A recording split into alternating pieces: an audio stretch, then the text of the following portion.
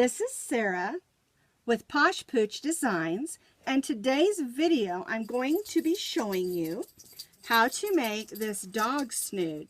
Now, someone asked me the other day, what is a dog snood? And a dog snood is basically a cross between a hood and a cowl. You can slip it on their neck, and then you can also slip it up so that it covers their ears, similar to a hood. This pattern is just called my Chunky Dog Snood. It's a free pattern on my blog, and I'll put that blog link in the notes underneath the video. Now, this pattern can be made for any size dog, and I'll get into how you adjust that in just a minute, but it's made out of Chunky number 5, and this is Bernat Chunky number 5 that I did the green and the camo, and this one's for Maximo. Today for our demonstration, we're going to make one for Rosie, and I'm going to be using this Red Heart Reflective Chunky number 5 for the trim on the snood. And then for the center, I'm going to be using this worsted weight Red Heart that's just a bright, and I'm going to be using 2 strands, and I'll also show you how to do that when we get to that portion. We're going to be using our J hook today. You're going to need a big needle that has a big eye in it because we're using chunky yarn. You're going to need a pair of scissors for cutting your yarn, and you're also going to need a tape measure to measure your dog's neck.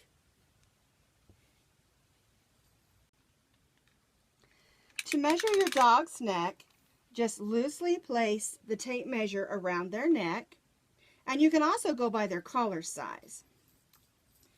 Rosie's neck measures approximately 9 inches. So what we're going to do is we're going to multiply times 3 because 3 chains or 3 double crochets equal 1 inch. So 3 times 9 is 27. And then we're going to add 5 chains just so that the snood slips on comfortably and fits her neck. So to make it fit any size dog, 3 times their neck measurement plus 5 chains. Good girl, Rosie. So we're going to begin with making a slip knot. I'm going to be chaining 32 chains. Rosie's neck was 9 inches. 9 times 3 is 27, plus 5 additional chains for comfort so the snood fits well. And so I'm going to be chaining 32 chains.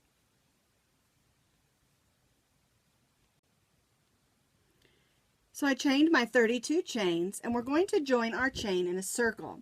And we need to be very careful not to twist our chain. So when I'm working with a small project like this, I sort of lay it out flat so I can see the direction that everything's going.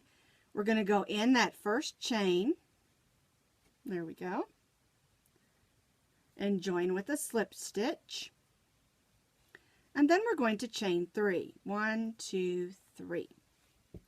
The next thing we're going to do is we're going to place 1 double crochet in each of the chains around. And just in case you're not sure what a double crochet is, you go through your stitch or chain and pull up a loop. You'll have 3 chains on your hook. Yarn over, go through the first 2, yarn over, go through the second 2. That is a double crochet.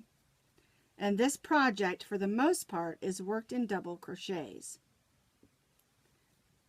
So I'm placing 1 double crochet in each chain around, being careful not to twist my chain.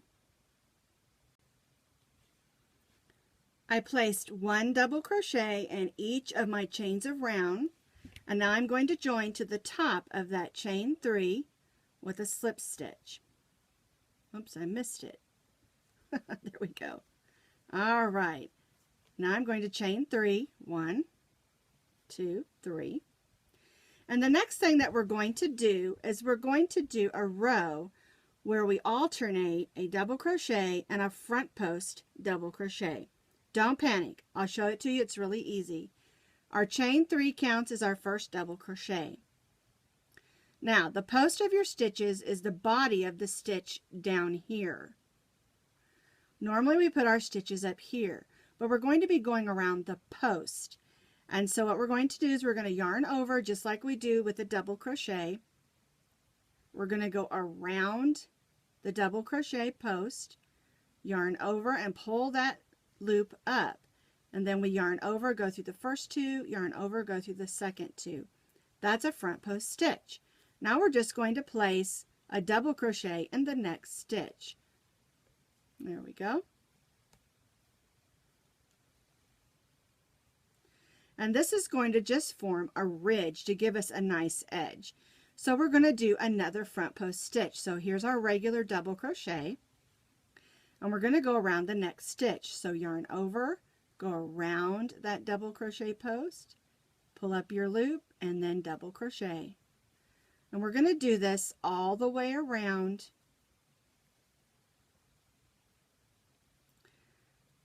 And this just gives us a nice band. And let me show you on this one. You can see we have a double crochet, a front post, a double crochet, a front post, double crochet, a front post. We're going to do this all the way around, and then we'll join to the top of that chain 3 with a slip stitch.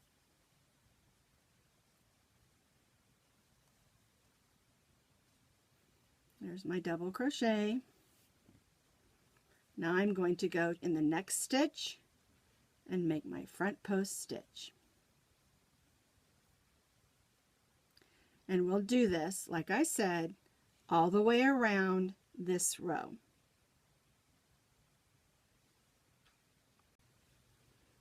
So I did my row of double crochets and front posts all the way around, and now I join to the top of my chain 3 with a slip stitch. I'm going to cut my yarn. We'll set that aside because we'll need it for the bottom band. And I'm going to join in my next color. Now I'm using 2 strands of worsted weight for my next color. We're using a chunky number 5, and if you want to use 2 strands of worsted weight number 4 or number 3, this works just fine, and I really wanted to use these colors. So I'm going to join in, making sure I have both loops. And we'll snug that down. And chain 3. 1, 2, 3. We do have quite a bit of weaving in to do when we're done. So we're just going to place 1 double crochet in each double crochet around. And you can see I'm just holding the 2 strands together and crocheting as if I was just crocheting with 1 strand of chunky.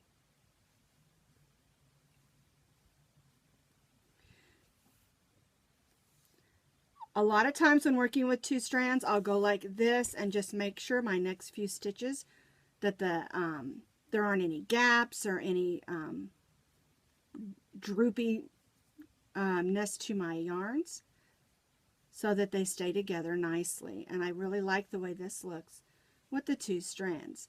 So all we're going to do at this point is place 1 double crochet in each double crochet around, join, and chain 3.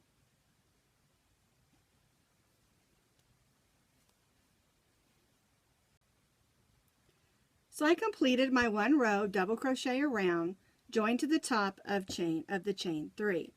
Now here's where you need to decide how long you want your snood to be. If you're making this for a bigger dog, you may want to add more rows here. Now we're going to do a total of 5 rows of regular 1 double crochet in each double crochet, and then before we add our trim, we're going to be doing 1 decrease row, and then we'll add our trim. So you can see this is a really simple pattern, and you can add as many rows as needed for whatever dog or cat you're making this for.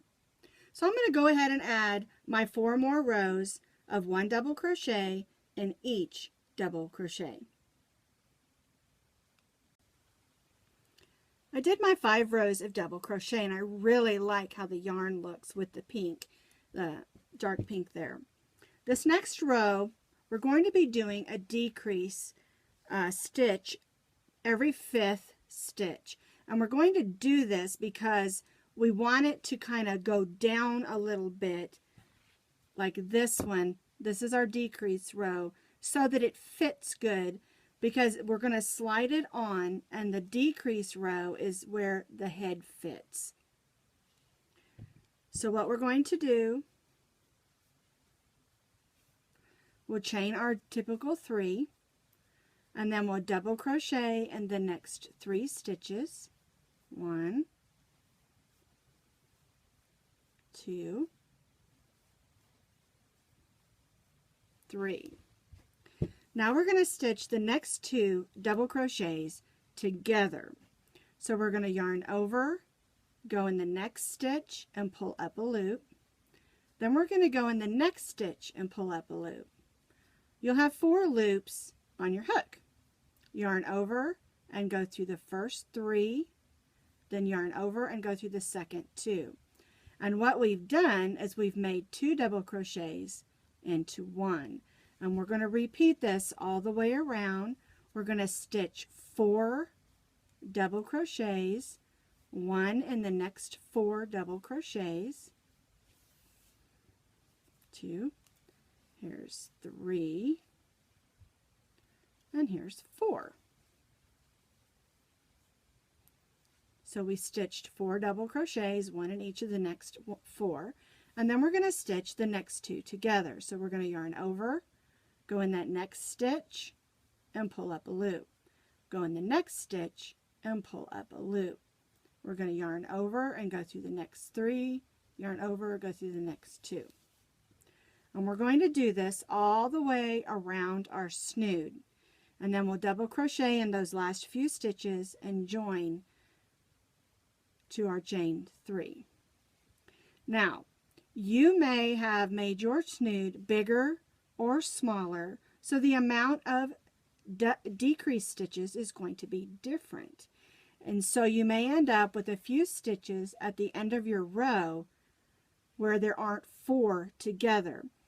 Continue to do 4 double crochets and then a decrease stitch all the way around, and then just double crochet in those last few that are left, and then join to the top of your chain 3.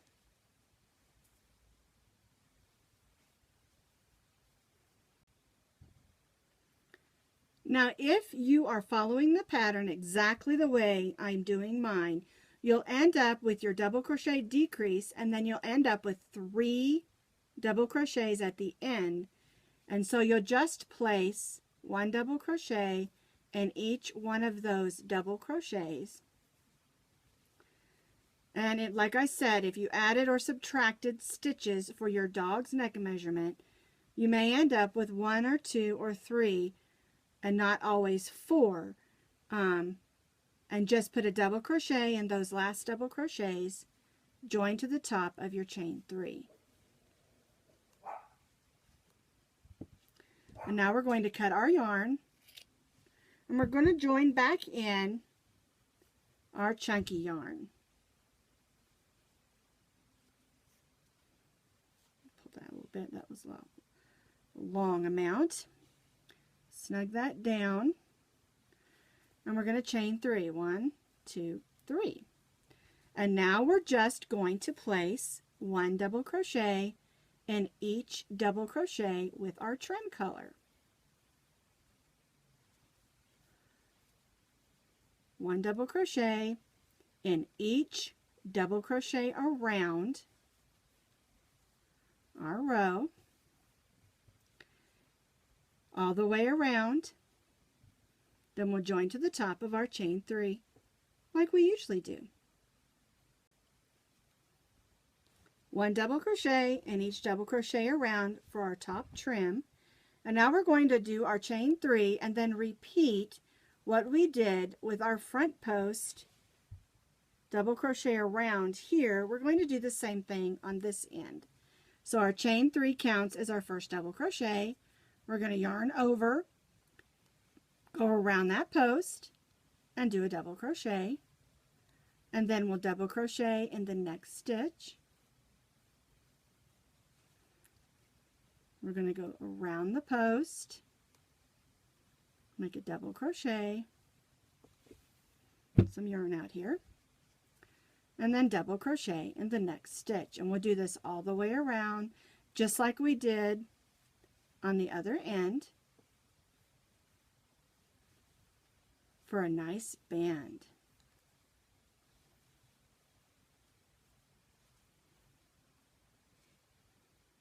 Double crochet, front post, double crochet, front post, double crochet, front post, all the way around, and then we'll join back to our chain 3.